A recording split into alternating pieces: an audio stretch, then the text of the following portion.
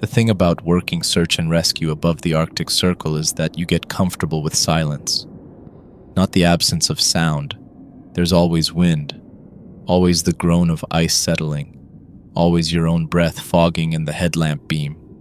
I mean the silence of empty space, miles of it, the kind that makes you understand why the Inupiat have 47 words for different types of darkness. I'm on my 4th year at the Utqiagvik SAR station. Tonight's a paperwork shift, which means I'm alone in the operations room with 3 thermoses of coffee and a stack of incident reports that need signatures. The heater clicks on every 12 minutes.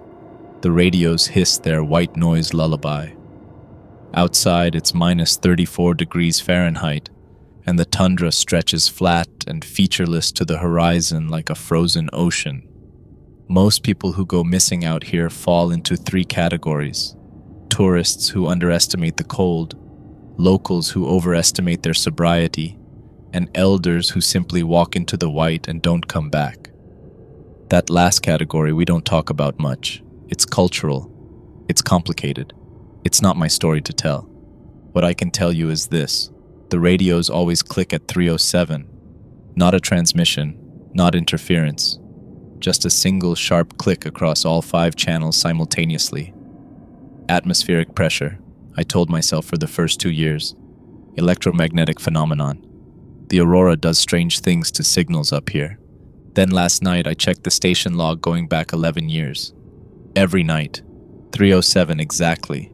Every single night for over 4,000 consecutive days. That's not atmospheric. That's accounting. And last night, after the click, I heard something else. A sound like papers shuffling. Like someone flipping through a ledger, running their finger down a column of names. Last night I heard them stop on mine. The call came in at 2:47. I was still staring at the logbook, pen frozen in my hand, when the emergency line lit up. A voice I recognized, Thomas Akpeak, a whaling captain from Browerville speaking fast in a mix of English and Inupiaq. His daughter, 8 years old, Nika. She'd taken the dog sled out to check the nets, despite being told to wait until morning.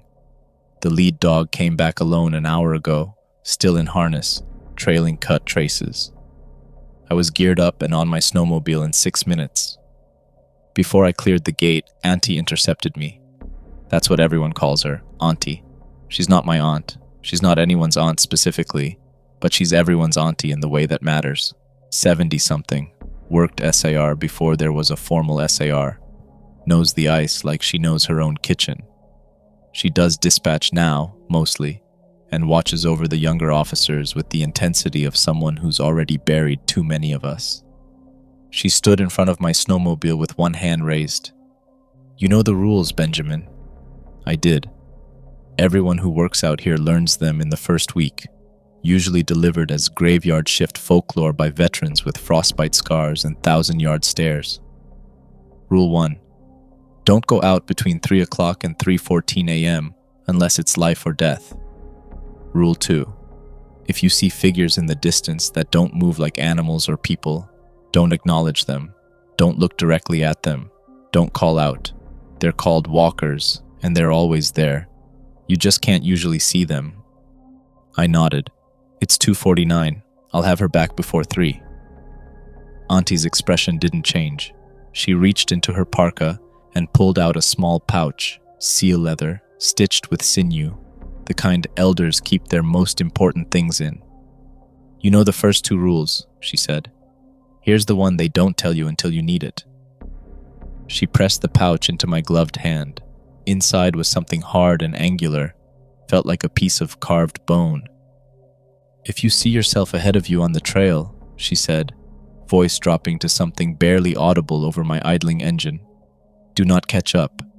Do not call to it. Do not try to overtake it. That one's already paid." The cold suddenly felt colder. Paid to who? She stepped back from the snowmobile. "The tundra keeps books, Benjamin. The walkers keep the ledger. Find the girl. Bring her home. But remember, debts don't disappear. They only transfer." I didn't fully understand, and I didn't have time to ask. I opened the throttle and drove into the dark. I found Nika at 3:09. By then, I'd already violated Rule 1. The search grid had taken longer than expected. Visibility was maybe 15 feet in the ground blizzard, and I'd had to dismount 3 times to check tracks. When I finally spotted the shape in my headlamp, small and dark against the snow, I felt a surge of relief so intense it was almost painful. She was curled inside a frost heave, a perfect square of uplifted ice, about 4 feet on each side, edges geometrically sharp in a way that natural ice never forms. She wasn't shivering, wasn't crying, just sitting there with her knees drawn up, head down, like she was waiting for a bus. "Nika," I called, killing the engine and running toward her. "Nika, honey, it's Ben from SAR. Your dad sent me. Are you hurt?" She didn't respond. I knelt beside her, pulling off my glove to check her face for frostbite. Her skin was cold but not frozen, pupils reactive, breathing steady.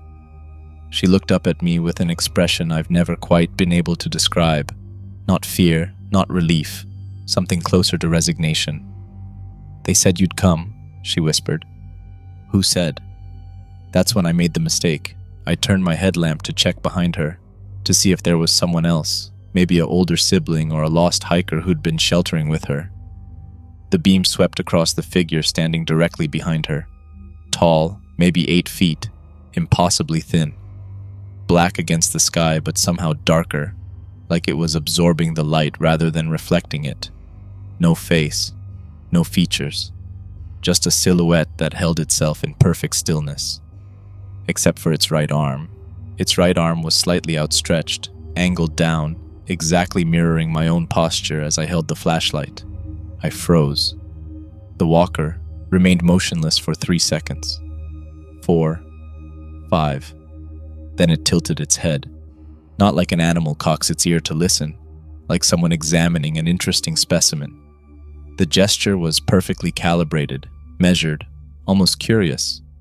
It was the exact head tilt I do when I'm assessing an injured hiker's mobility. It was my gesture.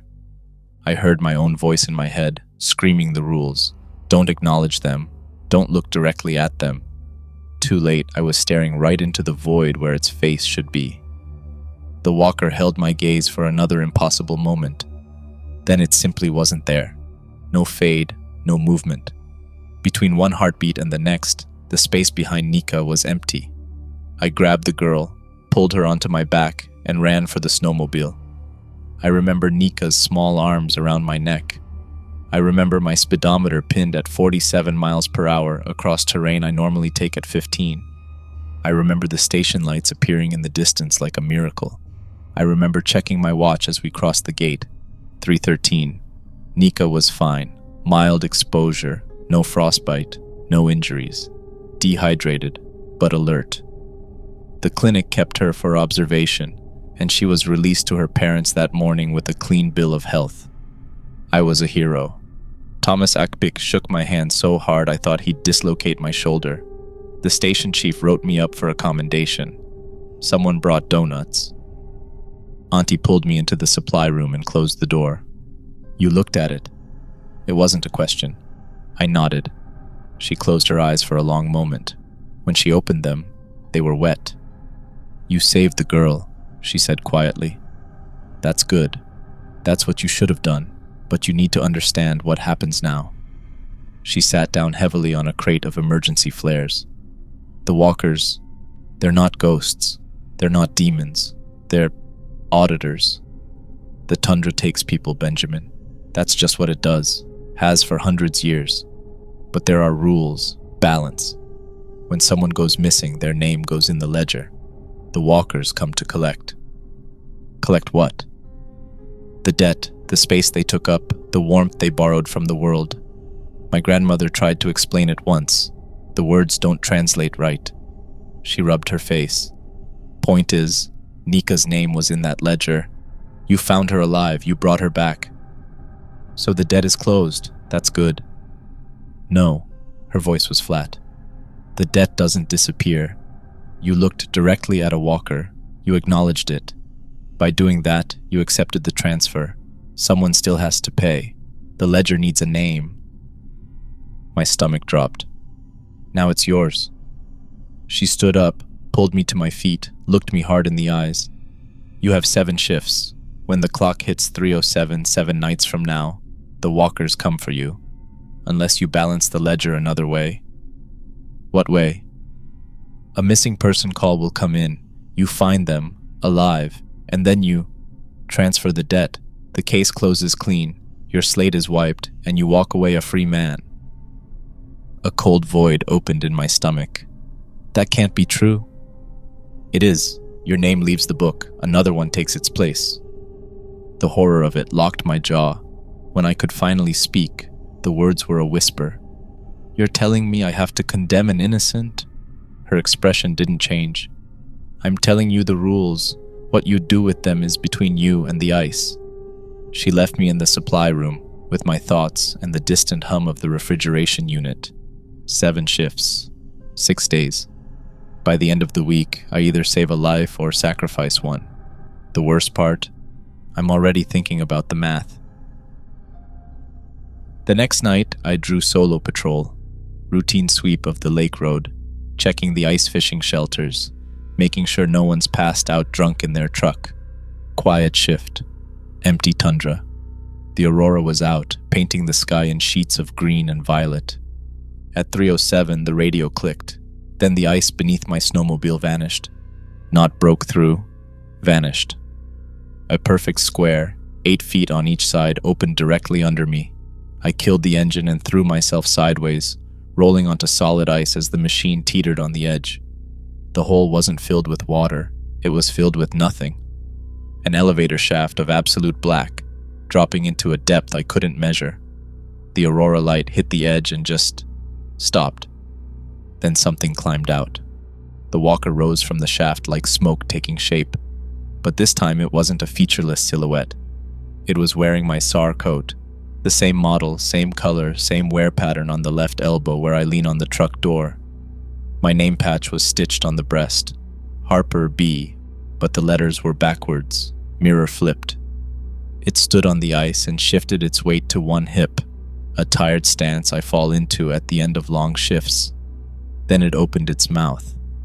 The first sound was static, like a radio stuck between channels. A dry, crackling exhalation that might have been an attempt at breath. It stopped, tilted its head, my head tilt. That same analytical gesture, and tried again. The second sound was closer, a rasp that almost had syllables, almost had tone. It was trying to learn my voice. I pulled my flare gun with shaking hands and fired directly into its chest. The flare entered the dark coat and kept going. No impact, no light, no sound, like throwing a stone into a bottomless well. The bright red phosphorus just disappeared into that infinite black. The walker looked down at the entry point, then back at me. It tilted its head again. This time, I recognized the gesture from the inside. That's what I look like when I'm sizing someone up, when I'm deciding if a hiker can make it another mile, or if a victim's story adds up, or if someone's dangerous. It was learning how I think. Then it stepped backward into the shaft. The square of missing ice sealed over in an instant, smooth and perfect, like it had never been broken. I sat there for 5 minutes before I could move. I owed them a debt.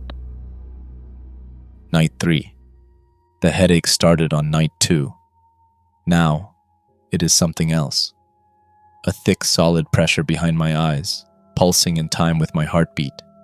It feels less like a headache and more like my skull is trying to unmake itself from the inside. I was at my desk, staring at an incident report until the letters bled together, when Nika's father shouldered his way into the station.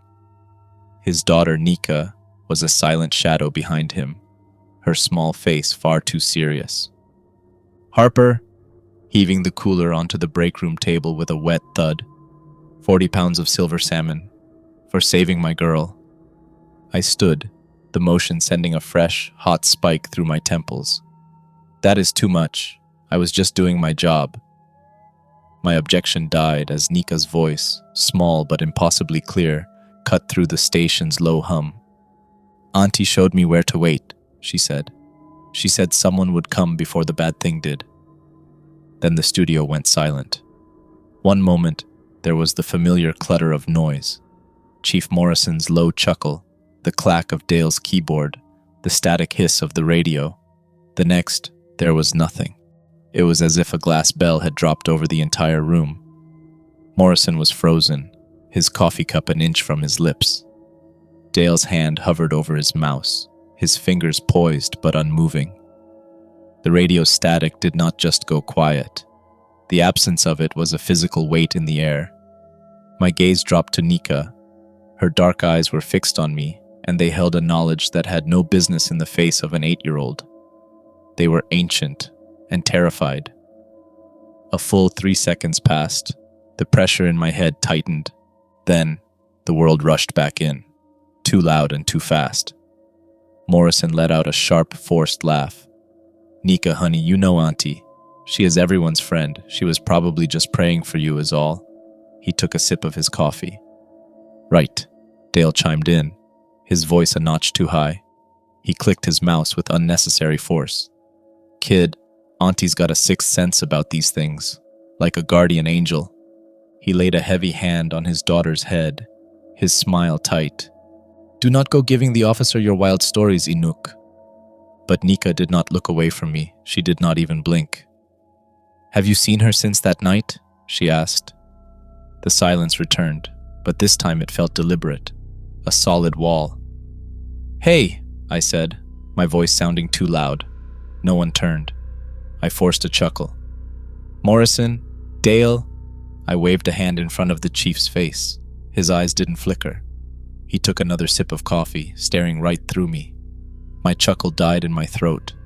The truth, cold and absolute, settled in my gut. Nika was the only one who could see me. The throbbing in my skull intensified, a sudden vicious twist. "I see her all the time," I managed, my voice rough. "She helps with dispatch once in a while. Nika." "No." Her voice was flat, certain, a verdict. "Have you really looked at her? I mean, truly looked? Once you do, you will know what I mean." He was already pulling her toward the door, his apologies trailing behind him. "Kids and their imaginations, you know how it is. Thanks again for everything, Harper." The door clicked shut. Instantly, the station snapped back to life. The clatter of keyboards, the murmur of conversation, the rustle of paperwork. It was all there, but it was wrong. It was like watching a film where the audio is out of sync. A hollow performance, and I was the only one who had missed their cue. I stood, rooted to the spot, staring at the dark plastic cooler beaded with cold water, and a cold, solid thought formed in my mind, cutting through the pain. What does Auntie look like? I see her every day. I take my coffee when she tells me to. I nod at her updates over the radio, but I cannot, for the life of me, summon a single specific detail of her face. Not the curve of her smile, not the shape of her hands, not the way she moves through a room. It is all just a pleasant blur. I spend my lunch break in the basement archives. Down here, the world is reduced to the grit of dust on my fingertips and the dry whisper of turning pages. When my phone lights up with my wife's call, I watch the screen go dark. Everything else can wait. Everything else is noise. The station's records go back to 1962, when the formal SAR program was established. Before that, it's just scattered reports in the municipal building's library annex. I start with recent files, pull Auntie's employment records from 2020. There she is. Photo ID clipped to a W-2, same Auntie, gray hair pulled back, reading glasses on a beaded chain, warm smile. Date of birth, March 15th, 1960. Another form, employee health insurance enrollment, same photo, maybe a few less wrinkles. Date of birth, March 15th, 1960. Pension paperwork, date of birth, March 15th, 1960. Original hiring documentation. The photo is slightly faded, but it's her. Same face, same smile. Date of birth, March 15th, 1960. I flip back and forth between the photos. The lighting is different. The backgrounds change. But her face stays exactly the same age in every single image across 30 years. The headache is a ice pick now, driving into my frontal lobe with every heartbeat.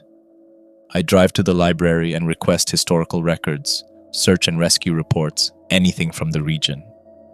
The librarian, an elder named Margaret, peers at me over her glasses. That's quite a project. What are you hoping to find? I just need to understand the history, I say, my voice tight. My phone buzzes in my pocket. Again, I know it's her. I know I'm stressing her out, but the thought is a distant thing, drowned out by the static in my head. I have days, maybe less. This takes precedence. Everything takes precedence. She brings me photo albums, community newsletters, newspaper clippings.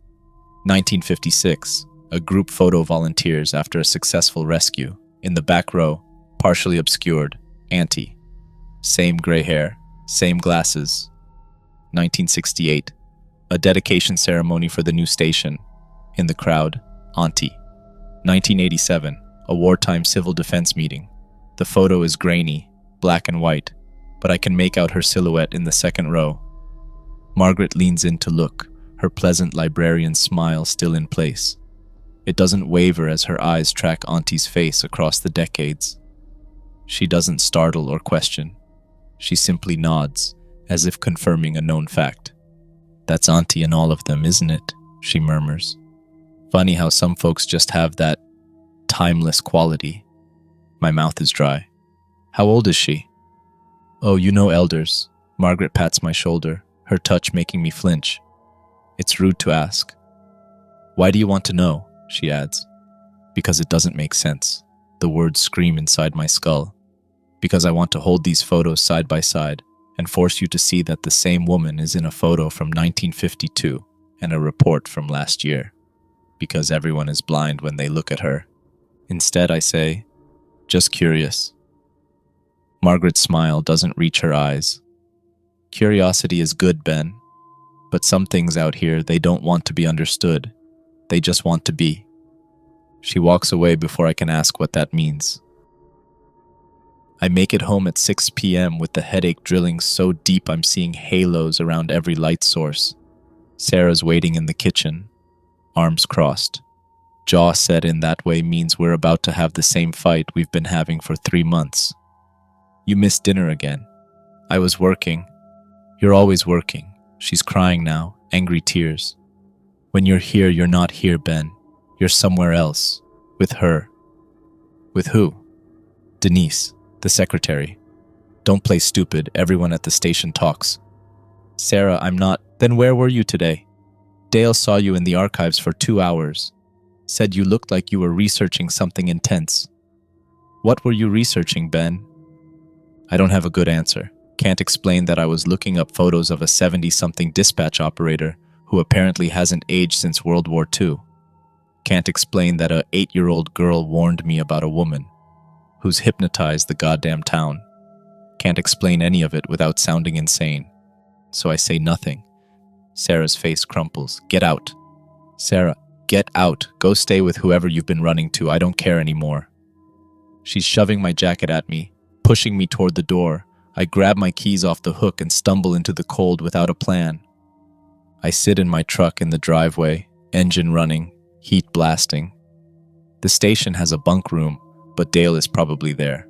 I have no friends in this town. Not really. Just coworkers and acquaintances.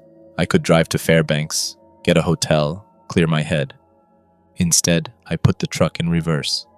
And that is when I see it. A warm, golden light spills from the kitchen window. The silhouette of my wife moves past the sink. Then, the sound hits me. It is not the quiet I left, but the vibrant noise of a family meal. The clatter of plates, my son's high-pitched story, my daughter's giggling interruption, and underneath it all, a man's easy, resonant laugh. My laugh. I kill the engine and step out into the freezing air, drawn to the window like a ghost.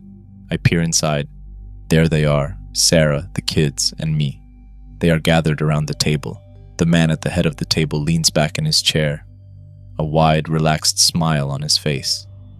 It is an expression I have not worn in years. He says something, and Sarah laughs, her real, unforced laugh, and reaches out to squeeze his arm.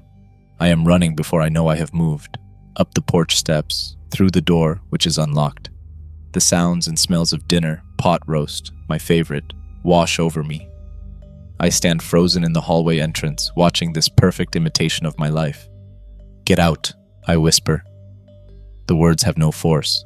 The man, the other me, turns his head. His eyes meet mine across the room, and he smiles, a slow, knowing smile. The room shifts. Suddenly, I am the one sitting at the head of the table. The taste of pot roast is in my mouth. My daughter tugs on my sleeve, and Sarah smiles at me from across the table. I try to stand, to scream, but my body is a puppet.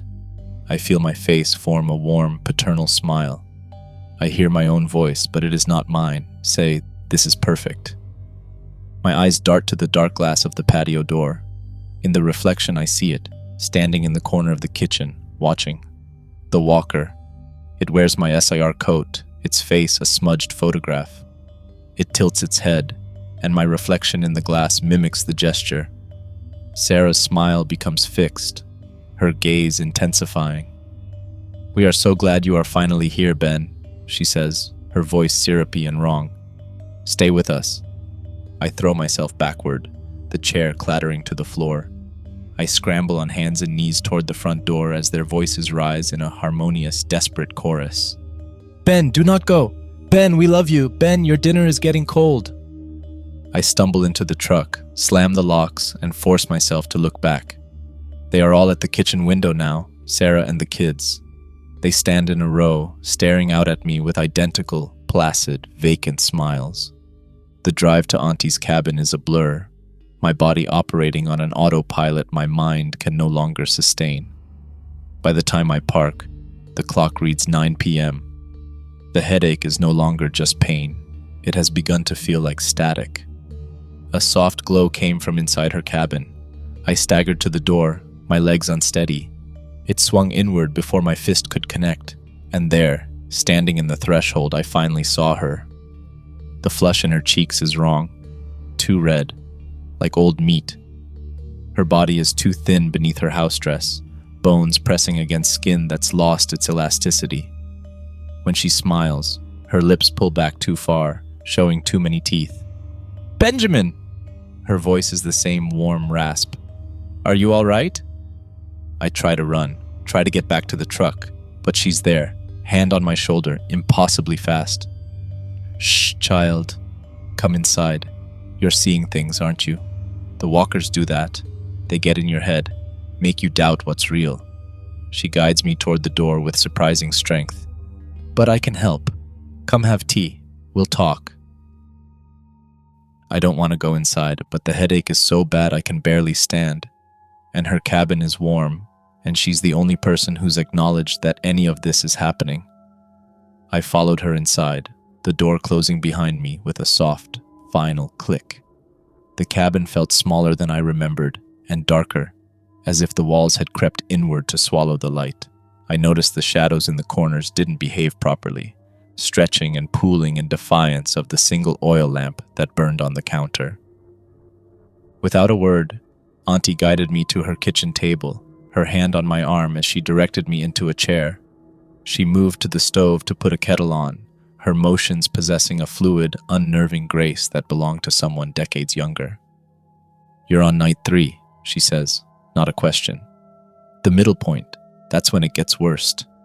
Your mind is trying to bridge two states of being, warm and cold, living and..." She trails off, pours tea into mismatched mugs.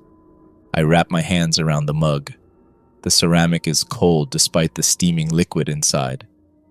"Why is this happening to me?" My voice sounds distant. "Because you looked." She sits across from me. "And because you saved the girl." "Nika?" "Yes." Something flickers across Auntie's face. Almost regret. Almost. "She wasn't supposed to come back, Benjamin. Some accounts are meant to close." "What does that mean?" She sips her tea. "Would you like to hear a story? An old one. About the ocean and sacrifice and the price of living too long." I nod because I don't know what else to do. Because the cabin feels like it's pressing down on me. Because I can feel something in the corners waiting. Auntie's voice drops to a storyteller's cadence. "There was once a woman who refused to marry. Her father tried everything. arranged matches with strong hunters, wealthy traders, even shamans. But she refused them all. She had no interest in men. The tea tastes like seawater. One winter, she fell in love with her dog, a beautiful animal, strong and loyal. They say she loved it more than anything human. When her father discovered this, he was filled with shame. He took her out in his kayak far from shore and threw her into the ice water to drown. I want to put down the mug, but my hands won't move. She tried to climb back into the kayak, grabbed the gunwale, begged her father to pull her up, but he took his ulu and cut off her fingers, one by one. Each finger that fell into the water became something new. Seals, whales, all the creatures of the deep, and the woman herself sank down to become Sedna, the mother of the sea, the keeper of drowned things. Auntie's voice has changed, become layered, like multiple people speaking in unison. But here's the part they don't tell children. Sedna didn't just become a goddess. She became hungry. Every finger she lost was a piece of warmth taken from the living world. And to keep existing, to keep her place in the deep, she needs to replace that warmth. Again and again, forever. My vision is tunneling. The cabin walls seem to breathe. We all make choices, Benjamin. Some of us choose to drown. Some of us choose to cut the fingers. Some of us... She leans forward, and her face is changing, cheeks hollowing further, skin pulling tight against skull. Some of us choose to feed. In the window behind her, I see them. Walkers. 3 of them, standing perfectly still, watching. I try to stand, but my legs are numb. Try to speak, but my tongue is thick. Auntie reaches across the table, touches my hand with her cold hands. I'm sorry, Benjamin, but you understand, don't you? A child's life buys more than an adult's. More years, more warmth. But you saved her. You broke the equation. So now I need yours. She is holding a curved knife with a bone handle. I try to move, but my body is leaden, and a cold understanding dawns. I know what she has put in my drink. It won't hurt. The cold comes fast at this stage. You'll just stop, and I'll have 17 more winters, maybe less. I'm not as young as I used to be. She laughs, and it sounds like wind through empty buildings, though I suppose 7 centuries is a good run. The walkers in the window are inside now, standing behind my chair. I can feel them, radiating cold. Auntie raises the knife, and in that suspended moment, a fractured memory crashes over me. It comes in a flash. A woman is screaming, running desperately through deep snow with a mob at her heels, their torches cutting through the darkness as voices shout, "Witch, demon, unclean." She stumbles and falls, and someone catches her, holding her down while another brings the ulu to her face. The blade cuts from cheek to jaw, and she is screaming a name over and over in a desperate, pleading mantra. Akna, Akna, Akna. I shout the name without thinking, a raw cry that tears from my throat. Akna! The effect is instantaneous. Auntie recoils as if I've struck her, and the knife clatters to the floor. Light pours through the window. Not moonlight, not aurora, something older. It illuminates Auntie in harsh relief, and I see what she truly is. The centuries of borrowed time written in the spaces between her cells. The hollow where her humanity used to be. The scar on her cheek that never healed. The walkers behind me scatter, simply cease to exist, like smoke and wind. Auntie Akna crouches away from the light, making sounds that aren't quite words. It's giving me a chance. I run. I burst out the door and into the suffocating snow, my truck keys already clutched in my hand as if they had materialized there. The engine roared to life on the first try. A miracle or some other form of interference I didn't know, and I didn't care. It wasn't until I was half a mile down the road, the tires crunching on the packed snow, that I dared to glance into the rearview mirror. Her cabin sat dark and silent, a solitary stain against the vast white expanse. But in the single window, I could see her, a stark silhouette standing perfectly still, watching me flee. She was waiting. Night 4. The station feels wrong in a way I can't articulate. The fluorescent lights hum at a frequency that makes my teeth ache. The coffee tastes like copper. When I walked in for my shift, Morrison looked up from his desk, smiled, and went back to his paperwork without saying a word. Not unusual, except Morrison always asks about the weather. Always. For 3 years, every single shift. How's it looking out there, Harper? Today, nothing. Dale's at his desk, typing with mechanical precision. His posture is too straight, his movements too measured. I tried to talk to him when I came in, asked him if he wanted to grab lunch later. He looked at me with eyes that didn't quite focus and said, "I don't know you." Then he went back to typing. The headache is constant now, a thick pulsing pressure behind my eyes that makes the edges of my vision blur. When I blink, I sometimes see after images of things that aren't there. A tall figure standing in the corner, a hand reaching for my shoulder, the shape of someone's face pressed against the window, watching. I've been staring at the same incident report for 20 minutes. The words keep sliding off the page. At 14:37, my phone rang. I didn't recognize the number, but the area code was local. I almost didn't answer. My hand was shaking when I picked up. "Harper?" The voice was tight with fear. "Thomas Akbik. I need to talk to you. Not at the station. Can you meet me?" "Thomas, what's wrong?" "Not on the phone." His breathing was ragged. "The old fish camp north of town. The one by Otter Creek. You know it?" I did. Abandoned for years. Just a few rotting shacks on the ice. "I'll be there in 30 minutes. "Come alone," he said. Then, quieter, "I'm being followed." The line went dead. I grabbed my coat and keys. Auntie was at the dispatch desk when I passed, her fingers moving across the keyboard with that same unnatural fluidity. She looked up as I walked by, her smile too wide. "Going somewhere, dear?" "Routine patrol." "In the middle of your shift?" Her head tilted, just slightly, the same angle the walker had used. "You should rest, Benjamin. You look so tired." "I'm fine." "Are you?" She stood up, moving around the desk toward me. I backed toward the door. "You've been having such a hard time lately. The headaches, the confusion. Sarah told me you've been seeing things." My blood went cold. "You talked to Sarah?" "Of course. We're all so worried about you." Her hand reached out, fingers cold even through my sleeve. "Perhaps you should take some time off, before something happens." I pulled away and pushed through the door into the brutal cold. Behind me, I heard her laugh. The drive to Otter Creek took 45 minutes. The landscape was flat and featureless, an endless expanse of white broken only by the occasional stunted tree. The sky pressed down like a lid. I kept checking my rearview mirror, but the road behind me was empty. The fish camp appeared like a wound in the snow. 3 shacks, their walls gray and skeletal, leaning into the wind. Thomas's truck was parked at an angle, driver's door still open.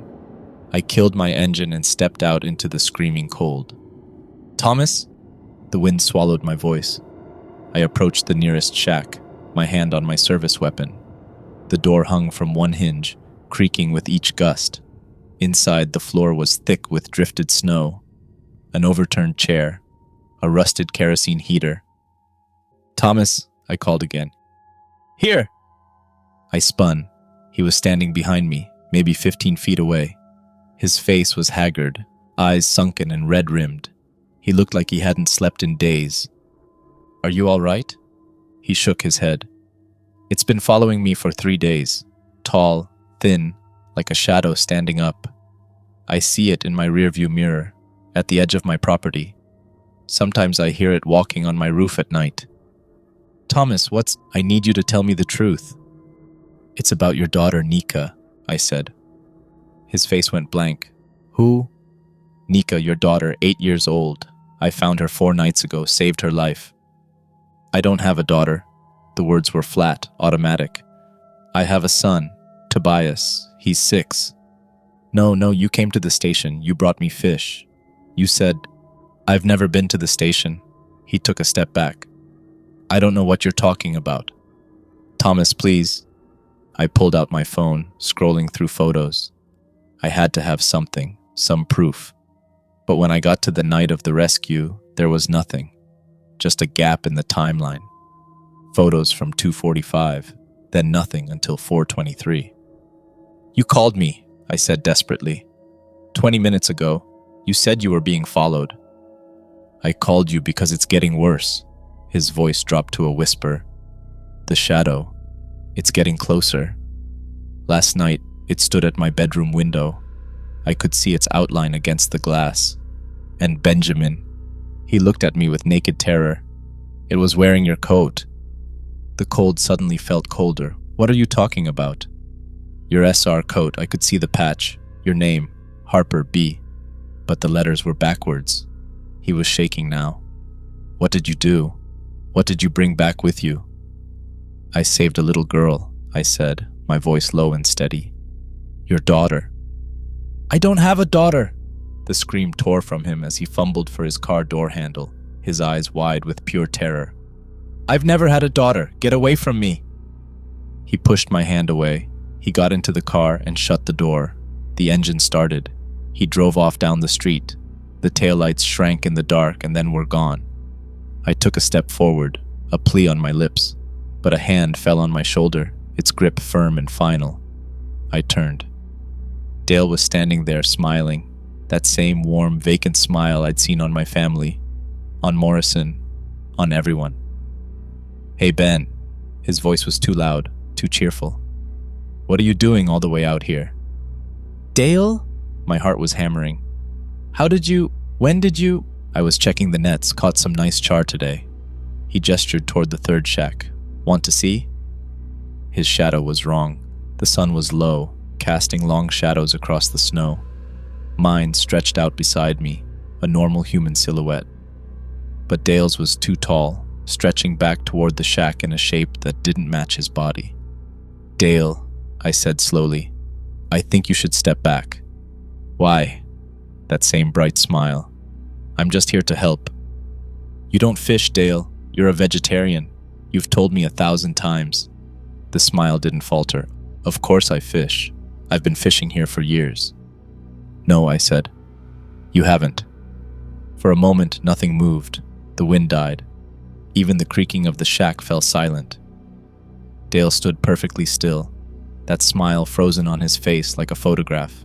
Then his head tilted, slowly, mechanically, the exact angle the walker had used. You should go home, Benjamin, he said. The voice was still Dale's, but layered underneath was something else. Something that sounded like wind through empty buildings. Your family misses you. That's not my family. Isn't it? The head tilted further, past any natural range of motion. Sarah's making dinner, the kids are doing homework, everything is exactly as it should be. You're the one who's wrong, you're the one who doesn't fit. Behind him, the shadow elongated, stretched. The sunlight seemed to bend around it, creating a void in the shape of a person. I reached for my service weapon, but my hand was shaking too badly to draw it. Dale, if you're still in there, I'm fine, he said, his voice still bright. Better than fine, I don't have that headache anymore. I don't have those nightmares. I'm not afraid. The smile widened. You could be like this too, Benjamin. No more pain, no more fear, just peace. That's not peace, I whispered. That's nothing. The thing wearing Dale's face took a step closer. In the direct sunlight, I could finally see what Thomas had seen. The skin wasn't quite right, too smooth, too uniform, like someone had painted over a surface that was never meant to hold paint. And underneath, where the shadow met the snow, there was no texture, no depth, just a flat, absolute black. I grabbed the flashlight from my belt and shone it directly at Dale's face. For a fraction of a second, the light passed through him. I could see the shack behind, the gray wood visible through his chest like he was made of smoke. Then he solidified again, but the smile was gone. His face had gone slack, features settling into something smooth. The mouth was too wide, the eyes were too far apart. You looked, it said, in a voice that was no longer Dale's. Rule 2. You're not supposed to look. It's 2 in the afternoon, I said, backing toward my truck. The rules only apply after 3 a.m. The thing that wasn't Dale laughed. It was a sound like ice cracking on a frozen lake. The rules changed, Benjamin. When you took the debt, you changed them. Now we can come anytime, anywhere, as long as the ledger needs balancing. Behind it, more figures were emerging from the shacks. Tall, impossibly thin, their shapes cutting sharp silhouettes against the white expanse. But these weren't shadows. These were people. The man from the third shack, a woman in a parka, an elder with a walking stick. All of them smiling with that same vacant expression. All of them moving with that same fluid, unnatural grace. Dale, I tried one more time. Dale, I know you're in there. You showed me the photo. You remember Nika. You remember the rules. For just a moment, something flickered behind those 2 wide eyes. A spasm of recognition, fear. I looked, Dale whispered, his voice suddenly his own again. Oh God, I looked right at it. It was wearing my mother's necklace, the one I buried her with. I saw it and I looked, and now his eyes snapped back to that placid blankness. The flicker was gone. Dale zones out sometimes, the thing said in that layered, wrong voice. He'll be fine, he'll be better, he'll be balanced. Dale turned away from me, his movements suddenly jerky and mechanical. He walked back toward the shacks with rigid, upright posture, not looking back. I ran for my truck. The walkers didn't follow. They just stood there, a line of figures against the white, watching as I fumbled with my keys, as I gunned the engine, as I fishtailed away from the camp. In my rearview mirror, I saw Dale get into his truck. He sat perfectly still, staring straight ahead. Then he drove away in the opposite direction. I made it back to town by 16:30. The sun was already setting, painting the sky in shades of bruised purple. I didn't go to the station. I went to the library instead. Margaret was at the front desk, stamping books with metronomic precision. When she saw me, her face lit up with that same too-wide smile. "Benjamin! How lovely to see you. I need to see the old SAR records again, from 1956. Of course, dear." She stood up. "Right this way." She led me to the basement. The stairs creaked under our feet. The lights flickered. "You know," she said conversationally, "I've been thinking about our last conversation. About Auntie." "What about her?" "You asked how old she was." Margaret stopped at the bottom of the stairs, turning to face me. In the dim light, I could see that her shadow was too long, stretching back up the stairs in a shape that didn't match her body. "That was very rude, Benjamin.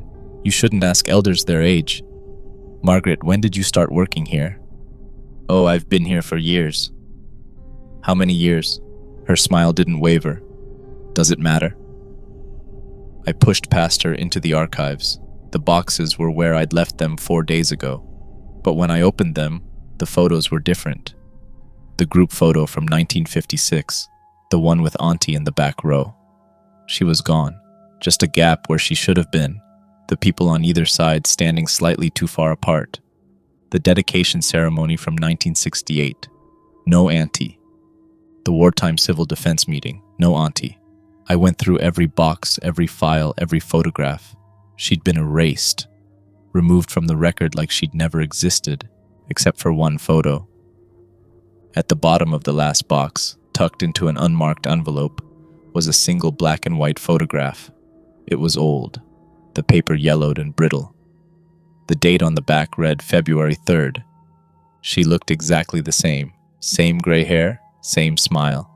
The caption on the back was in Russian, but someone had translated it in faded pencil. "The witch Akna receives her mark. May God have mercy on her soul." I heard footsteps on the stairs. I shoved the photo in my pocket and turned. Margaret was standing in the doorway, backlit by the stairwell lights. "Find what you were looking for?" she asked. I didn't answer. I pushed past her and ran up the stairs. Behind me, I heard her laugh, just like Akna. "A few more shifts left, Benjamin," she called after me. "The ledger is almost balanced." I burst out into the cold evening air and ran for my truck. The streets were empty. The windows of the houses glowed with warm light. Families gathered for dinner, everything normal and perfect and wrong. My radio crackled to life. "Unit 7, this is dispatch." Auntie's voice, calm, professional. "We have a welfare check at 342 Maple Street, requesting your response." 342 Maple Street, my house. "Negative," I said into the radio. "I'm off duty." "Benjamin?" Her voice dropped, becoming intimate, threatening. "Your family is waiting for you. Sarah made pot roast, your favorite. Don't you want to go home?" I looked up at my rearview mirror. She was sitting in my back seat, not a reflection, not a shadow, Auntie herself, flesh and blood and impossibly there, her hands folded in her lap, that patient smile on her face.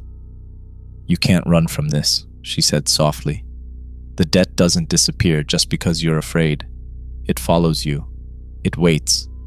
And when the ledger finally balances, you'll be grateful for the peace."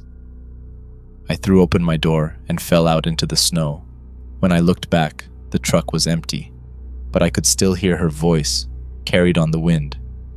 "Few shifts left, Benjamin. Then you'll understand. Then you'll stop fighting. Then you'll be accounted." The descent started on night 5, but I didn't recognize it as descent. I thought I was investigating. I thought I was solving the problem. What I was actually doing was dissolving. Dale came in for his shift at 18 o'clock. "Rough day, buddy," he said. And the words were right, the tone was right, but the cadence was mine. The exact rhythm I use when I'm checking on someone who's had a bad call. "I'm fine," I said. "You always say that." He laughed, my laugh, the one I do when I'm deflecting. Even when you're not, even when you're sitting there thinking about how everything's falling apart, and you can't tell anyone because they'll think you're crazy. I stared at him.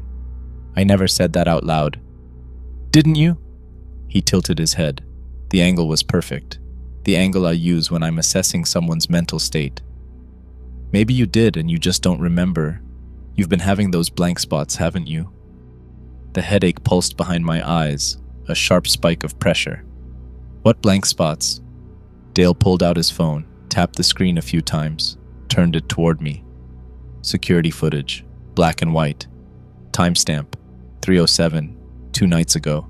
I was standing in the hallway outside the operations room. My eyes were closed. My lips were moving, forming words I couldn't hear through the silent footage. My hands were at my sides, fingers twitching in sequence, counting. "You stood there for 4 minutes, Dale said softly.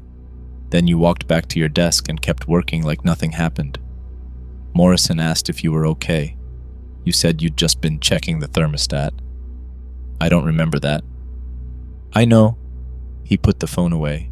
His smile was gentle, concerned, perfectly calibrated to my own expressions of empathy. "It's okay, Ben. We all have blank spots now. It's easier once you stop fighting it." Morrison appeared in the doorway, coffee cup in hand, that same too-wide smile. "Everything okay in here?" "Ben's having a hard time," Dale said. "We're all worried about him." Morrison's voice was warm, fatherly, using the exact inflection I'd heard him use with rookie officers who were struggling. "Maybe he should take some time off, before something happens." I stood up so fast my chair hit the wall. "I'm going on patrol." "At night?" Morrison's eyebrows raised. "That's not safe, Ben. You know the rules." "It's 20 o'clock. I have 7 hours before the rules matter." I grabbed my coat and walked out. Neither of them tried to stop me. They just watched me leave with those patient, knowing smiles. Outside, the cold hit like a fist. -42. The kind of cold that makes your lungs ache, that turns your breath to ice crystals before it leaves your mouth. I got in my truck and started driving with no destination in mind, just the need to move to be away from those smiles. That's when I noticed the night clerk through the station window. Mary, 60-something, always humming hymns while she filed paperwork. She was standing perfectly still at her desk, head tilted at that familiar angle, staring directly at me with pupils so dilated her eyes looked black. I drove. The headache had evolved beyond pain into something else. Pressure. Density. Like my skull was filling with frost, ice crystals forming in the spaces between thoughts. Sometimes when I blinked, I saw after images. A tall figure standing in my peripheral vision, the shape of someone's face pressed against the passenger window, breath fogging the glass from the inside. I pulled over on an empty stretch of road and checked my phone. 3 missed calls from Sarah, 2 voicemails I couldn't bring myself to listen to, a text from Thomas. Need to talk. I stared at that message for a full minute. Then I opened my photos and scrolled back to the night of the rescue. The gap was still there. Photos from 2:45 showing my gear laid out on the station floor. Then nothing until 4:23, showing me filing paperwork with what looked like mud on my boots. Not mud, frozen blood. I drove to Thomas's house, sat in the driveway for 10 minutes, engine running, heat blasting, trying to steady my breathing. His truck was there. Lights on in the kitchen. Through the window I could see him sitting at the table, head in his hands. I knocked. He opened the door and looked at me with eyes that had forgotten how to sleep. "Show me a picture of your daughter," I said. He just stared. "Nika, your daughter, the one I saved. Show me a picture." Thomas reached into his pocket, pulled out his phone with shaking hands, scrolled through his photos. He turned the screen toward me. A boy, maybe 6 years old, dark hair, bright smile, holding up a fish almost as big as he was. "Tobias," Thomas said quietly. "My son. My only child." "No," the word came out broken. "No, you have a daughter, Nika. 8 years old. She took the dog sled out to check the nets. I found her in a frost heave at 3:09. I brought her back." "I know you did." His voice cracked. "I know you brought someone back, but Ben, I've never had a daughter. I've checked my birth certificates, my tax records, my wife's medical files. We only had Tobias, he's 6. But I remember thanking you for saving Nika. I remember bringing you salmon. I remember her face." He grabbed my arm, fingers digging in hard. I remember things that never happened. And the more I try to hold on to those memories, the more they slip away and get replaced by things that feel wrong but everyone else says are right. "What do you mean?" "Tobias's birthday. My wife and I celebrated it 2 weeks ago. He turned 6. But when I look at the photos, he's in clothes that are too small, and in the background, there's a shadow. Tall, thin, wearing something that looks like your SAR coat. I can see your name patch, but the letters are backwards." The frost behind my eyes expanded. "What did I bring back?" I whispered. "I don't know." Thomas's eyes were wet. "But it's wearing your face now. 3 nights ago, Tobias woke up screaming. Said there was a man in his room who looked like Officer Harper, but his smile was wrong. I checked, found nothing. But when I turned on the lights, there were boot prints in the frost on his window, from the inside Ben, like something had been standing in his room, breathing on the glass. I backed away from his door, my mind fracturing. "I'm sorry," I said. "Don't be sorry." His voice followed me to my truck.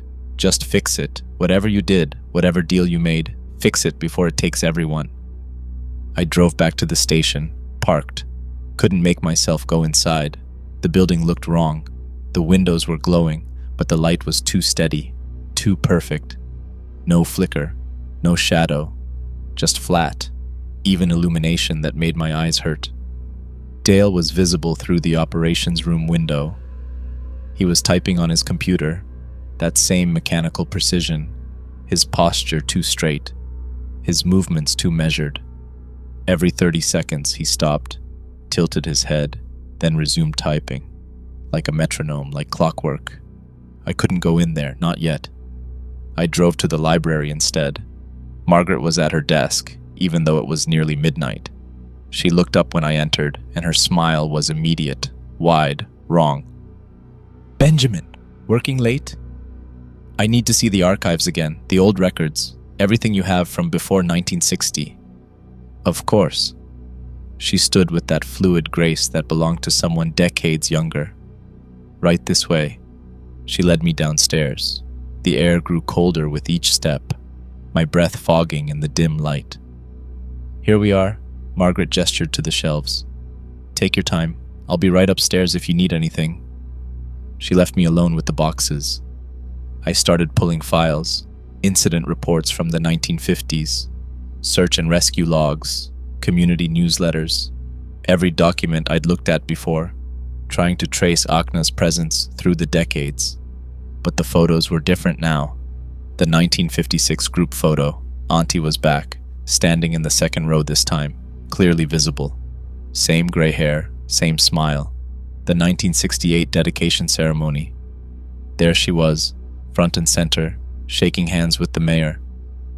The wartime civil defense meeting. She was at the podium, speaking to the assembled crowd. She hadn't been erased. She'd been rewritten, made more visible, more present, like reality was retroactively adjusting to accommodate her existence. I kept digging, going further back. 1947, a photo of volunteers clearing snow from the old airstrip. Auntie in the background, holding a shovel. 1932, a blurry shot of a town meeting, Auntie sitting in the third row. 1921, a formal portrait, the kind taken with old cameras that required long exposures. Everyone else slightly blurred from small movements, but Auntie was perfectly still, perfectly clear, standing at the edge of the frame with her hand on the shoulder of a small girl. The girl was maybe 8 years old. I turned the photo over, written in faded ink. Rescue volunteers with the Kochinsky girl. Found alive after 3 days. Miracle. The girl looked exactly like Nika. My hands were shaking so badly I almost dropped the photograph. I kept going, pulling boxes I hadn't noticed before, files that seemed to appear as I searched. And in every decade, every generation, there was a photo, a young girl, lost and found. And in every photo, somewhere in the frame, was Auntie. 1909, a child found in a snowdrift. 1887, a girl who wandered away during a storm. 1856, a daughter thought drowned beneath the ice.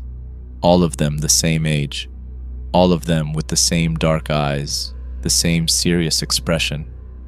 All of them alive because someone had found them. Someone had gone into the dark and brought them back.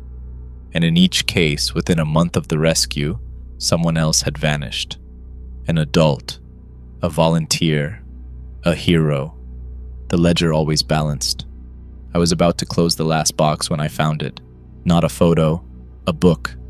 Leather cover, walrus ivory toggle, the kind of binding that predated modern bookmaking. I opened it with trembling fingers, and the pages crackled with age. The handwriting was Cyrillic mixed with Inupiaq syllabics, scripts flowing together like water mixing with oil. But I could read the first entry. Maybe because I needed to. Maybe because it wanted me to. Akna, daughter of the storm, 1721, keeper of the balance. Let no debt go unpaid. Let no name leave the ledger except in exchange for another. Her name was written in rust-brown ink, blood ink. Every page that followed was filled with names, hundreds of them, thousands. Each one carefully inscribed, each one crossed out with a single decisive line.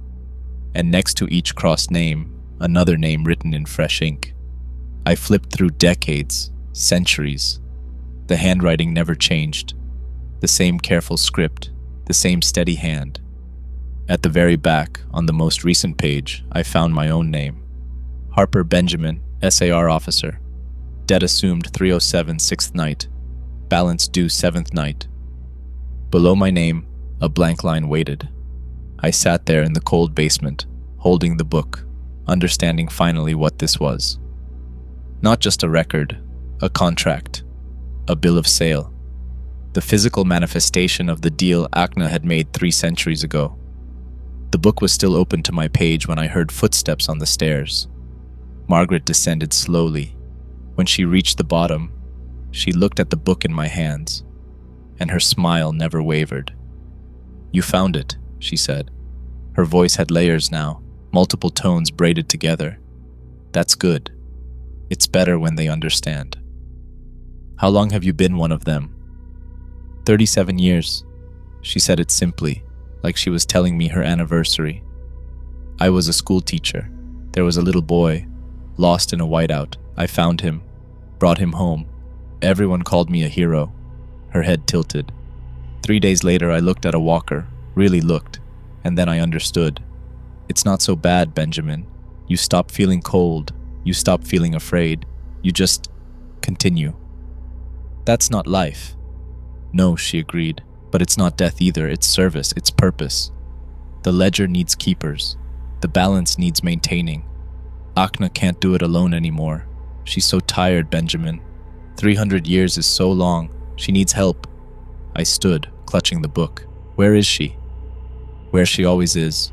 Where she's been waiting for you since you took the debt. Margaret gestured toward the stairs. The station, at 3:07. She'll be at the dispatch desk with the fountain pen. All you have to do is sign the line below your name. Write someone else's name there. Anyone. A tourist who underestimated the cold. A drunk who won't be missed. An elder who's ready to walk into the white. Just a name, Benjamin. Then you're free. And if I don't? Then at 3:07 the walkers come for you. And you become like us. Like Dale. Like Morrison. Like me. Balanced. She smiled, that patient, empty smile. Forever. I pushed past her and ran up the stairs. Behind me, I heard her call out, voice echoing in that basement space. You can't run from a debt, Benjamin. It follows you. It always collects. I burst out into the street with the book under my arm. My truck was where I'd left it. I got in and checked the time. 2:23, 44 minutes. I drove back to the station with the book on the passenger seat, its presence a cold weight that seemed to press against my ribs. The station lights were on. Through the windows, I could see them. Dale at his desk, Morrison in the break room, the night clerk at her station, all of them moving with that same fluid, measured grace. All of them waiting. I parked and sat there, engine idling, watching them. In the rearview mirror, I saw movement. A figure approaching from behind, tall and thin, silhouette cutting sharp against the aurora-lit sky, boots leaving no prints in the snow. I looked down at the book, opened it to my page, stared at the blank line below my name. All I had to do was write. Choose someone, anyone. Transfer the debt. My pen was in my pocket. I pulled it out, uncapped it. The figure was closer now. I could see it in the side mirror. It was wearing my SAR coat. My name patch visible, letters backwards, mirror flipped. Its face was a smudge, a photograph left in water too long, but I could see the outline of my features trying to form in that blank space. I looked back at the blank line, then I closed the book. I got out of the truck and walked toward the station with the book under my arm. The headache had crystallized into something beyond pain, a solid pressure that made my vision sharp and strange. The doors opened automatically. Dale looked up from his desk. Morrison appeared in the break room doorway. The night clerk stood from her chair. They all turned toward me in perfect synchronization, heads tilting at that familiar angle. Benjamin! Morrison's voice was warm, welcoming. We're so glad you came back. Are you ready? I walked past them without responding, heading for the operations room. Auntie was waiting at the dispatch desk, just as Margaret had said she would be. The ledger lay open before her, my page visible, the blank line waiting. In her hand was a fountain pen, its barrel made from something that looked like carved bone, yellowed with age. She looked up as I entered, and for a moment, I saw her as she truly was. Not the kindly elder everyone believed in. Not the warm presence who'd worked dispatch for generations. I saw the hollowness, the centuries of borrowed time, the scar on her cheek that had never healed, the frost in her eyes that had replaced whatever humanity she'd once possessed. Benjamin, her voice was soft, almost gentle. You brought the book. Good boy, it's almost time. Are you ready to choose? I set the book on the desk between us, opened it to my page. I want to understand something first, I said. How did it start? How did you become this? She was quiet for a long moment. Outside, the aurora flickered, casting green light through the windows. "They called me witch," she said finally. 1721. I was a healer. I knew plants, knew which roots stopped fever, which moss slowed bleeding. That was enough to make them afraid. When the sickness came that winter and I couldn't stop it, they decided I was the cause. She touched her cheek, tracing the old scar. They cut me, marked me, dragged me onto the ice and left me to freeze. But you didn't freeze. No. Her eyes were distant, seeing 300 years into the past. I was angry, so angry. I wanted to live. I wanted them to suffer. So I cut my own fingers, all 10 of them, and I fed them to the dark. And the dark answered. It said, "You want to live? Then keep the books. The tundra takes people. It always has. Someone has to maintain the balance. Someone has to make sure the debts are paid. Do this, and you'll never die." So you became a monster. I became a keeper. Her voice hardened. For 300 years, I've maintained the balance. Every life saved means a life owed. The ledger must be full. The dark demands it. And yes, I've made the choices. I've written the names. I've watched them go into the white. She leaned forward. But I've also saved thousands, Benjamin. Thousands of children who lived because I made sure someone else paid their debt. That has to count for something. It doesn't. My voice was steady. You became what hurt you. You've done to others exactly what those villagers did to you. For 300 years. Her face twisted. You don't understand. You can't understand. The dark doesn't forgive debts. It doesn't forget. If I stop, if the ledger goes unfilled, it takes everything, everyone. The balance collapses. Then let it collapse. She laughed, sharp and bitter. You'd sacrifice this entire town? Everyone you've ever met? For what? Principle? No. I picked up the book, held it between us. I'd sacrifice the system, the one you've been feeding for 3 centuries, the one that only exists because you keep agreeing to it. I opened the book to the first page, to her name, written in blood ink, never crossed out. The ledger says the debt can be paid by the hand that wrote it, I said. You wrote your name first. You made the deal. You've been paying with other people's lives for 300 years. But the original debt was yours, Akna. It's always been yours. She went very still. Outside, the aurora intensified. Sheets of green and violet swirling overhead. The station lights flickered. The radios hissed static. What are you saying? Her voice had gone flat. I'm saying we end it, both of us. Your name goes back into the ledger as the debt. My name stays as the keeper. We close the book together. No more transfers, no more children saved and adults sacrificed. Just the 2 names that started this, yours and mine. You'd die. I'm already dying. I can feel it. The frost in my head, the blank spots, the thing wearing my face. At 3:07, I either become a monster like you, or I get taken by the walkers. Those are the only options left. I placed my hand on the book, palm flat against her name. Unless we change the rules. The dark won't allow it. Then let's find out. I reached across the desk and took the fountain pen from her hand. She didn't resist. For the first time in 300 years, I saw uncertainty in her eyes. I uncapped the pen, placed the tip against the page right over her name. What are you doing? She whispered. Finishing your story, I said. The way it should have ended in 1721. With a choice, with agency, with an ending that's yours, not theirs. I began to write, not a new name below mine, but a line through hers. Crossing out Akna, daughter of the storm, 1721. She sucked in a sharp breath. The lights flickered violently. The radios shrieked, and she grabbed my hand, her fingers cold and brittle, pressing my palm down against the page alongside hers. If you're going to finish my story, she said, voice cracking, then do it right. Tell them I was human once. Tell them I was afraid. Tell them I wanted to be found, not forgiven. Outside, the walkers appeared. Dozens of them, hundreds, filling the space around the station. Tall, impossibly thin, dark silhouettes against the aurora light. They pressed against the windows, faces forming in that smudged blankness. All the people who had looked, all the debts that had never truly cleared. I kept writing, the ink flowing across the page. I wrote her story in the margins around her name, every year, every choice, every moment of fear and rage and loneliness. I see you, I whispered. I remember you. You were Akna. You were human. You were hurt. And you survived the only way you knew how. A sound like breaking glass filled the station. The book began to glow, pale light seeping between the pages.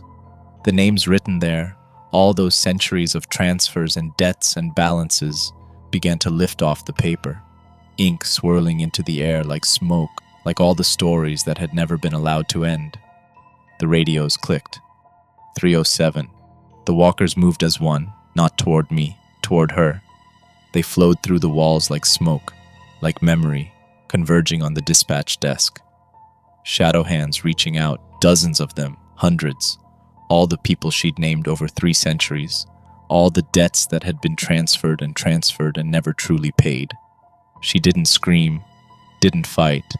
She just looked at me with eyes that had finally remembered how to be afraid, how to be relieved. "Thank you," she said. "Thank you for remembering me as human."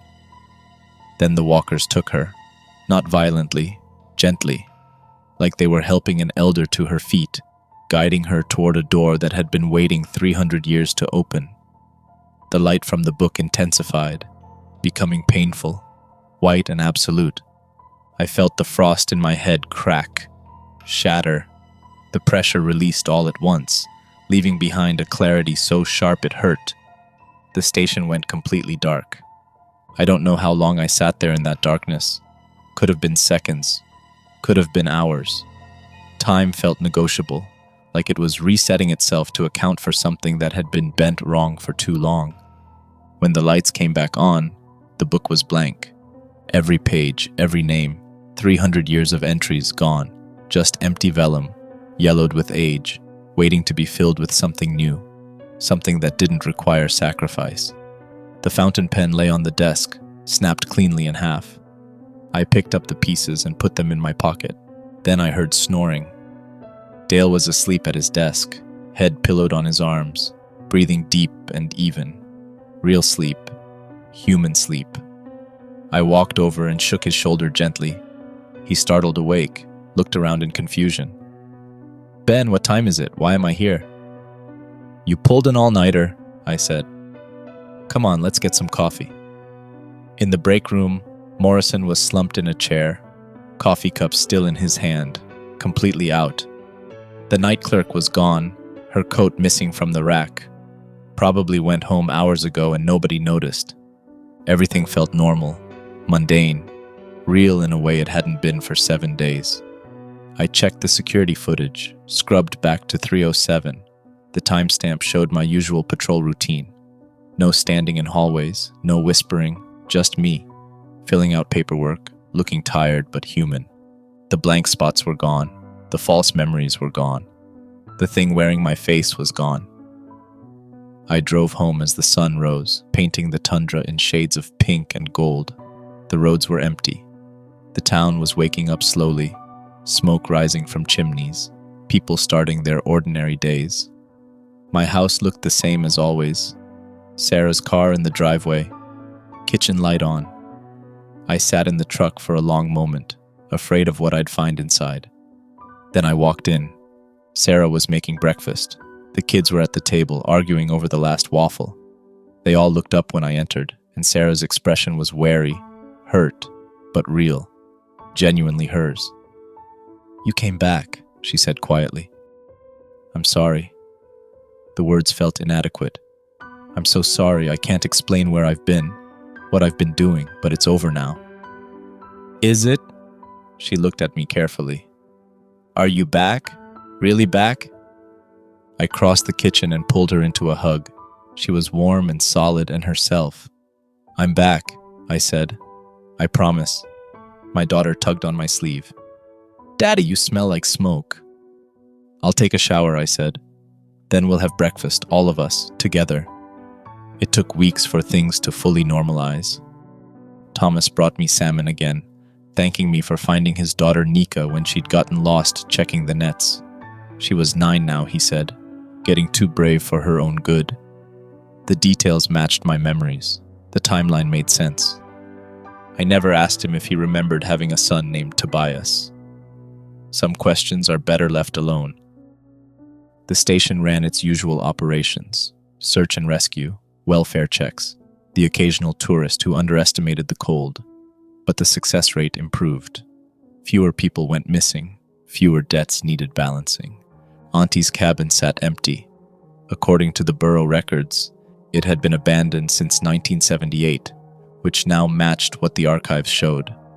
Her name appeared in some historical records, but only where it made sense. A volunteer, a community member, someone who'd helped when help was needed, then moved on. The ledger stayed blank. I kept it locked in my desk drawer at the station, checking it occasionally to make sure no new names appeared. It remained empty.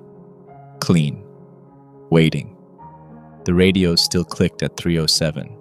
Every single night, that sharp metallic snap across all 5 channels. I checked the logs. It went back as far as our records existed. Not 11 years, not 100. Just a feature of the equipment, probably. Atmospheric pressure. Electromagnetic phenomenon. The aurora doing strange things to signals.